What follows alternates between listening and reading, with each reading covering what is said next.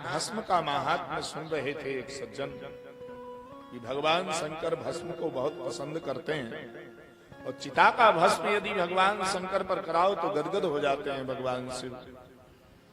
एक बेचारा प्रेमी गांव का रहने वाला, पढ़ा लिखा नहीं था, उसने सुना कि अब तो भस्म चढ़ाने से जब आप प्रसन्न हो जाते हो तो हम आपको भस्म जरूर चढ़ाएंगे, रोजाना भस्म चढ़ाएंगे। अच्छा, रोजाना कोई काम करने का संकल्प करो तो बीच में टूटना ठीक नहीं है, बीच में गड़बड़ नहीं होना चाहिए, चलता रहे।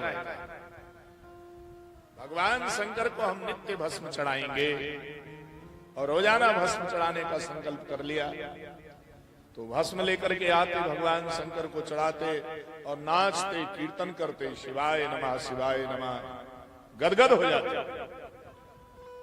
घंटों तक घंटी बजाते रहते थे। आनंद आ गया उनको भस्म चढ़ाने से। खूब भस्म लाते और कपड़े में रख करके ऐसे ऐसे हिलाते, जैसे भस्म आरती महाकाल की होती है, ऐसे ही वो महाशिव के ऊपर भस्म की वर्षा करते और बड़े प्रसन्न होते। और रोजाना देखते हमारे गांव में कोई चिता जल रही कि नहीं जल रही, नहीं जलती तो दूसरे गांव में जाते और वहां से भस्म उठाते और शिव जी के ऊपर चढ़ा देते। चिता भस्म को बहुत पसंद करते हैं भगवान शंकर। एक दिन पानी बरसने लग गया, पानी बरसने लग गया तो कोई चिता नहीं जली। उसने सोचा कि आज पूरा दिन तो चिताएं जली नहीं, क्या करें। आजकल तो सेट बन गए, इसलिए कभी भी कोई परेशानी नहीं होती है। पहले मैदान होता था, बरसात होगी तो भाई अंतिम संस्कार कैसे होगा, जब बरसात बंद होगी तभी तो अंतिम संस्कार करेंगे। एक दिन नहीं, एक दिन पूरा निकल गया, दूसरा दिन भी प्रारंभ हो गया, अब तक बरसात बंद नहीं हुई। तो उस बेचारे ग्वाल ने सोचा अब मैं क्या करूं, हे भगवान शंकर कुछ करो, बरसात बंद हो जाए, आपको भस्म चढ़ानी है और मैं ताजी भस्म लेकर के चिता से आता हूं, संग्रह करके नहीं रखता, जो लाता हूं तो सारी की सारी आपके ऊपर चढ़ा देता हूं, संग्रह करके पहले से नहीं रखता हूं। बासी भस्म चढ़ाने का मैंने अभ्यास नहीं बनाया, जब भी भस्म चढ़ाऊंगा ताजे चिता की भस्म। बरसात बंद नहीं हुई, शाम हो गई दूसरे दिन की, ना उसने पानी पिया ना भोजन किया। उसने अखंड व्रत ले लिया, यदि कुछ देते रहो, अखंड व्रत ले लिया उसने। क्या व्रत ले लिया, व्रत ले लिया कि जब तक भस्म नहीं मिलेगी तब तक पानी भी नहीं पीऊंगा, भस्म नहीं मिलेगी तब तक मैं पानी भी नहीं पीऊंगा, अन्न नहीं खाऊंगा, नींद नहीं लूंगा, बैठूंगा नहीं, खड़ा रहूंगा। अब बेचारी धर्मपत्नी क्या करती, एक दिन हो गया, 2 दिन हो गया, उसने कहा आप भोजन कर लीजिए ना, ये बच्चे भी भूखे हैं, मैंने भी कुछ नहीं खाया है, आप जब तक नहीं खाओगे तब तक मैं कैसे खा सकती हूँ। एक पतिव्रता का यही तो धर्म है कि पतिदेव के बाद ही सारा काम करे। उसने कहा देखो मैं तो भोजन तभी करूंगा जब मेरा संकल्प पूरा हो जाएगा, मैं भगवान की जब तक पूजा नहीं करूंगा तब तक भोजन नहीं करूंगा। तुम्हें भोजन करना है तो अपने बच्चों को ले जाओ और भोजन करो। पत्नी ने कहा क्या करूं, कैसे समझाऊं इनको, बड़े जिद्दी हैं, जल्दी से समझ में नहीं आता इनको। छोटे छोटे बच्चे भूखे हैं, वो कहते पिताजी को खिलाओ तब खाएंगे, और मैं पतिव्रता हूं, मैं कैसे इनके बिना खा सकती हूँ।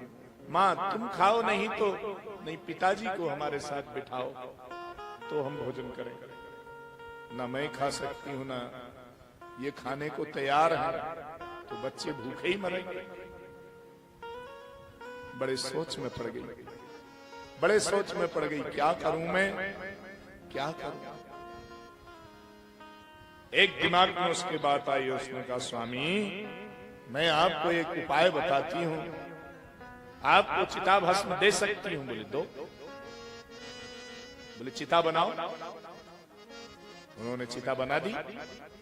उस चिता में आकर के वो बैठ गई और महाराज अब इसमें अग्नि लगाई है अपने हाथों से। वो इतने मस्त हो गए थे, चिता की भस्म मिलने वाली है, इसलिए उन्होंने तुरंत आग लगा दी। धूं धूं करके चिता जल गई। वो बैठे बैठे नष्ट हो गई उसकी धर्मपत्नी। शिवाय नमः शिवाय नमः शिवाय नमः कहते कहते उसने देह को नष्ट कर दिया। वो चिता की भस्म लिया, नाचता हुआ भोलेनाथ के ऊपर चिता की भस्म चढ़ा दिया। भगवान शंकर ने कहा, वाह मेरे भक्त, तेरे जैसा सेवा करने वाला कौन होगा। तूने जब भस्म मिल गई तभी सांस ली। भाई तूने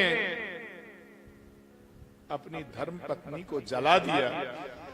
कैसा पागल है रे तू मेरी पूजा में। मेरी पूजा में तू पागल हो गया। तूने अपनी पत्नी को जला दिया, पर ये मत सोच वो जल गई। जिसे तूने जलाया है उसे मेरी कृपा ने जिला दिया। कहाँ है देखो, वो आ रही पीछे से, और वो भी नाचती हुई थिरकती हुई आ रही है।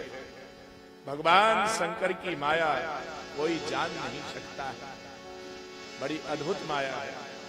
भगवान शिव के जैसा दयालु कौन होगा।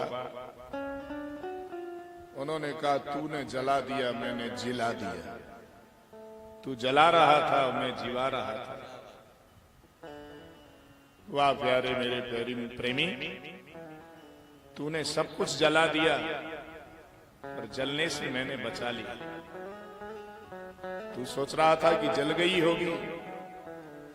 जहां मेरी कृपा है वहां अग्नि में से भी मैं निकाल करके सुरक्षित कर देता हूं। प्रहलाद को अग्नि में जलाया गया, पर गोविंद की जिन पर कृपा है वो अग्नि में भी नहीं जलते।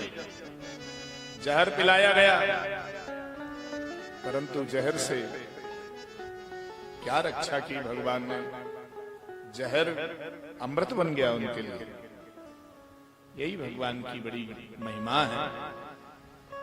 नियम कुछ जरूर होना चाहिए, बिना नियम के कुछ भी नहीं हो सकता है।